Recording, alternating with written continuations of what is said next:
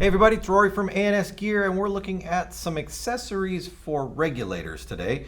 In front of us we have a standard Ninja Pro V2 regulator. Now on the standard Ninja Pro V2 regulator, the top section is steel, and that adds weight to the regulator that you don't necessarily need to have on there. Well, we went ahead and created a bonnet with Ninja that is made of aluminum. So it is a Pro V2 bonnet, but an ultralight version of the bonnet.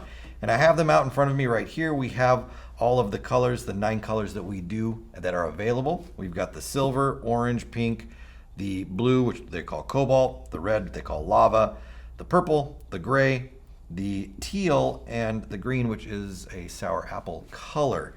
Now, converting one of these over is very, very simple to do. We'll look at our weight on the standard Pro V2, 5.7 ounces right there. So remember that number, 5.7. To convert this over, obviously we want to make sure that our regulator is degassed.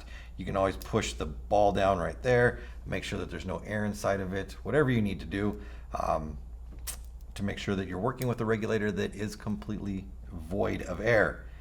There are 3 set screws along the top that you need to remove. You do not need to touch the set screws on the brass ring.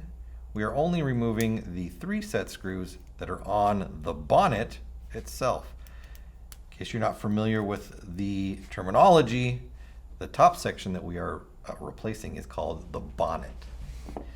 After we've removed the 3 screws, we are going to unscrew the top, and we are going to remove it. When you do this, make sure you are working in an area that is confined, where things can't roll away and get away from you, that is not in dirt or somewhere where things can get disgusting and lost, because things can fall out. So as I take this off, I can pull this out of the way. There are a couple things inside of here that you have to be aware of. At the bottom of the distribution block, or the distribution body, you will see some shims that are down inside there. These shims are important for regulator pressure. There's one more in there that's fighting me. It doesn't want to come out. Let's see if I can get it though. Ooh, I almost had it. Ooh. Ooh, ooh. Let me try this other side. Anyway, if I can't get it out of there, it really doesn't matter, because you don't need to take these out. I just wanted to show them to you. There we go. There's 3 shims down inside of there.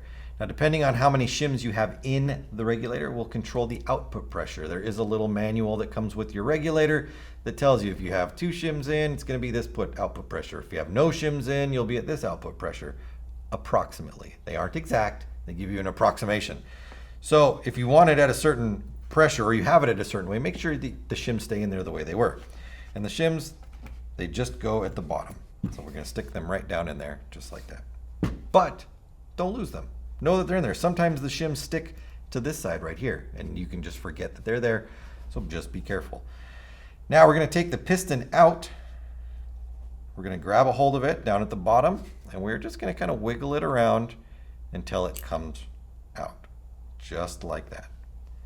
We do not want to change any of these, the orientation of this stack. We don't want to adjust it. We don't want to have it come apart. So when we pull this out, we want to make sure that we are not pulling on the shims and pulling the shims off. We want to just grab the the piston right here, and pull it out this way. Now what's going to come out is the piston with the shim stack, or the spring stack, I should really call it. It's a spring stack. The spring that's right here, and sometimes the ball bearing will be stuck to the end of that.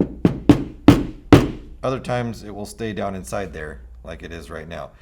Now there is a good amount of grease inside here, which is good, but I don't want that to get all over the table. So I'm going to just knock it out just like that. So there's our bearing, and the bearing is what you see at the top right here, poking up through there. This is what the pin pushes on the ASA to release the air when you screw your tank in. And that's it. That's as far as we need to break this down to replace it. The new bonnet that you're going to get does come with the seal at the top already installed. So there's a green ring that is at the top, that you don't need to replace because it's already inside there. I don't really want to try to pull this one out, but it's a Teflon green ring. Regardless, it's already inside here. You don't need to, oh, that one came out much easier on that side. You don't need to replace it or get another one. There it is right there. This is what seals the bearing. So when the bearing pushes up against this inside here, that's what doesn't allow air to escape out of the end. If you have a tank that's leaking out the top right here, this is your problem right there. You need to replace this seal down inside there. I'm gonna push that back down in there. Make sure it's all the way down. And then we can go ahead and reassemble. We're going to use this blue one real quick. When we do reassemble, if you were putting this back together yourself, you would want to put some grease inside of here. Make sure that when you are dealing with high pressure air systems like this, you do not use anything that is petroleum based, like 3-in-1 or anything like that. That possibly can ignite under the high pressures. So be very careful with that.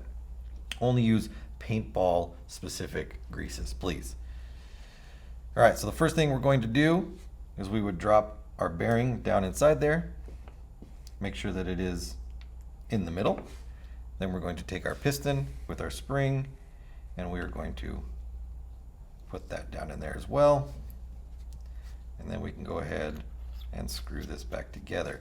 Now, as we screw this back together, we want to make sure that our screws are either removed like this or are far enough out that they don't bind up when we try to screw it in. If you feel like it's tight to go together, your screws are probably too far in, not allowing it to turn. And then we would tighten them down.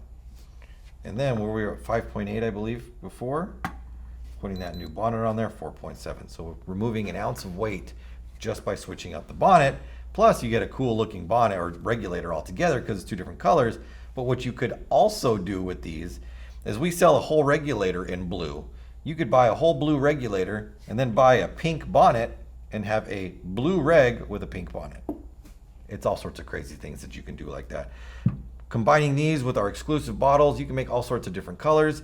Plus, if you've already got it and you want to reduce the weight, we can do that for you as well. Pick one of these up, throw it onto your pre-existing Pro V2. Now you've got a Pro V2 Ultralite in a certain color that maybe matches some of your gear, and you can only get them at ansgear.com.